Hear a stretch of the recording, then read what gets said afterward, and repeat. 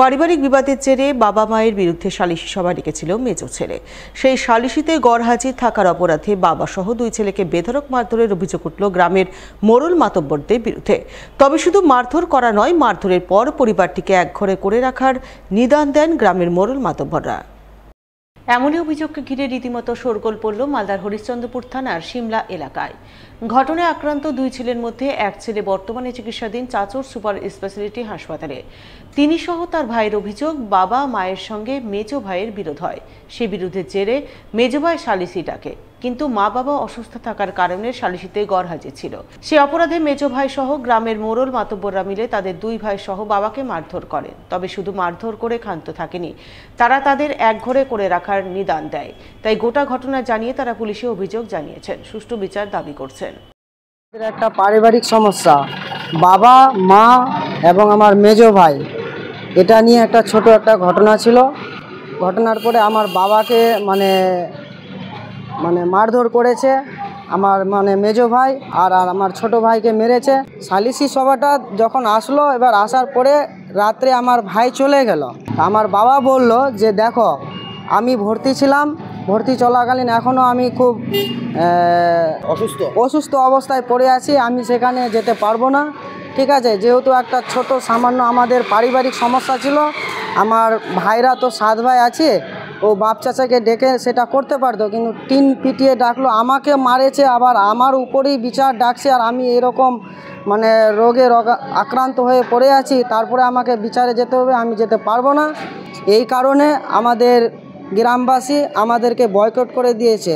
বয়কটটা করেছে যে আমরা ওখানে প্রেজেন্ট হয়নি, এই কারণে আমাদেরকে বলেছে যে তোমাদেরকে বয়কট করা হলো। আমরা বাড়ি থেকে বের হতে পারছি না, আমাদের গায়ে আছে, তো ওটা গোয়ালও আসে না ধুতে, আমরা কারোর সাথে কথাবার্তা আমরা বলতে পারছি না।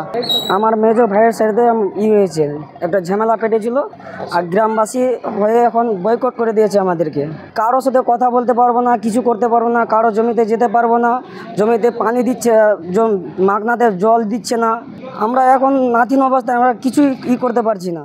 এ বিষয়ে মালদা জেলা পরিষদের সহকারী সভাধিপতি রফিকুল হোসেনকে ধরা হলে তিনি বলেন, এইভাবে কাউকে একঘরে করে রাখা উচিত নয়। পুলিশ বিষয়টি দেখছে, আশা করছেন পুলিশ সমস্যার সমাধান করবে।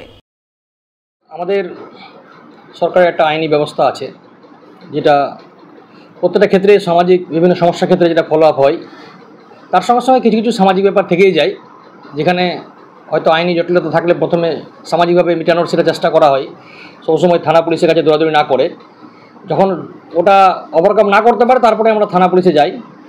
তো যেটা শুনলাম আমি, এটা ঠিকই আছে, হয়তো সামাজিকভাবে ওরা কন্ট্রোল করার চেষ্টা করেছে, কিন্তু একবারে একজনকে একটা ফ্যামিলিকে সব কিছু থেকে ব্যক্ত রাখা, এটাও খুব টাফ ব্যাপার। তো আমি শুনলাম সেটা পুলিশ প্রশাসন আছে হরিশ্চন্দ্রপুর থানার, তাদের সঙ্গে আলোচনা করব, যেন যে কোনো ফ্যামিলির যেন সমস্যা না হয়। সমস্যা থাকলে সেই সমস্যার জটিলতা যদি সামাজিকভাবে কাটিয়ে না উঠতে পারে, তারা পুলিশের কাছে দ্বারস্থ হতে পারে, এবং এটাই কাম্য। পুলিশ প্রশাসন আছে, ওনারা দেখছে। এবার মালদা জেলা জুড়ে চলা রক্ত সংকট মোকাবিলায় এগিয়ে এলো মালদা কলেজ। মালদা কলেজের এনএসএস ইউনিট, এনসিসি ইউনিট এবং স্টুডেন্ট কাউন্সিলের যৌথ উদ্যোগে এক রক্তদান শিবির হয়ে গেল বৃহস্পতিবার। বাড়িয়ে দাও তোমার হাত এবং সেন্ট জন অ্যাম্বুলেন্স নামে 2 স্বেচ্ছাসেবী সংস্থার সহযোগিতায় এদিন এই শিবির অনুষ্ঠিত হয় মালদা কলেজ প্রাঙ্গণে। উপস্থিত ছিলেন ইংরেজবাজার পৌরসভার চেয়ারম্যান কৃষ্ণেন্দু চৌধুরী, মালদা কলেজের অধ্যক্ষ ডক্টর মানস কুমার বৈদ্য, কাউন্সিলর শুভময় বসু, জেলা রক্তদান শিবিরের আহ্বায়ক অনিল কুমার সাহা সহ আরও অনেকেই।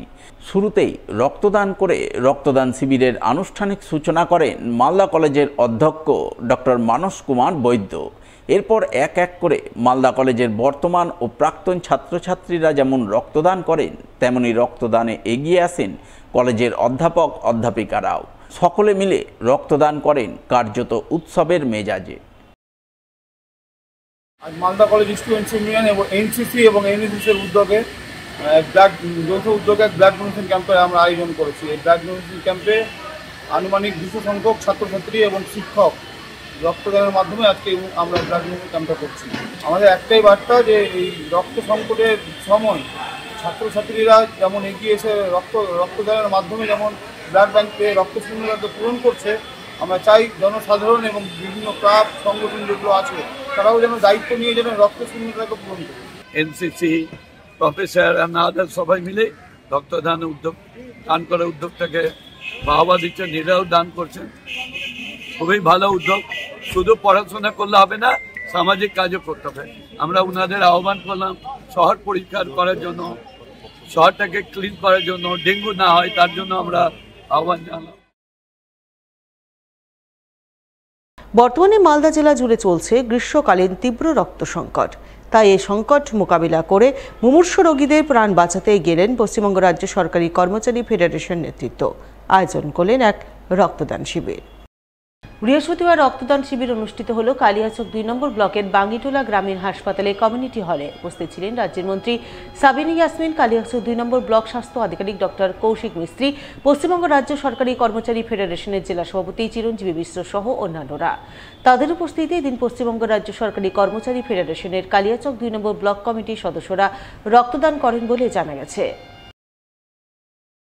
সরকারি কর্মচারী ফেডারেশনের নির্দেশে কালিয়াচক 2 শাখায় যে ব্লাড ডোনেশন ক্যাম্প হচ্ছে সারা জেলার মধ্যে কালিয়াচক 2 ব্লক ব্লাড ডোনেশনের দিক থেকে প্রথম, এবং এখানে সবসময় হতেই থাকে। তো প্রত্যেকটা ব্লক যদি আমরা এরকমভাবে কাজ করি, ব্লাড ডোনেশনের মতো একটা মহৎ কাজ যদি আমরা করি ক্যাম্প, তাহলে খুব ভালো হয়। এবং আজকে আন্তরিকভাবে আমি ধন্যবাদ জানাচ্ছি পশ্চিমবঙ্গ রাজ্য সরকারি কর্মচারী ফেডারেশনের আমাদের জেলার যিনি প্রেসিডেন্ট চিরঞ্জীব বাবু, ওনার নেতৃত্বে যে আজকে কালিয়াচক 2 ব্লকের ব্লাড ডোনেশন ক্যাম্প হচ্ছে, আমি ওনাদেরকে আন্তরিক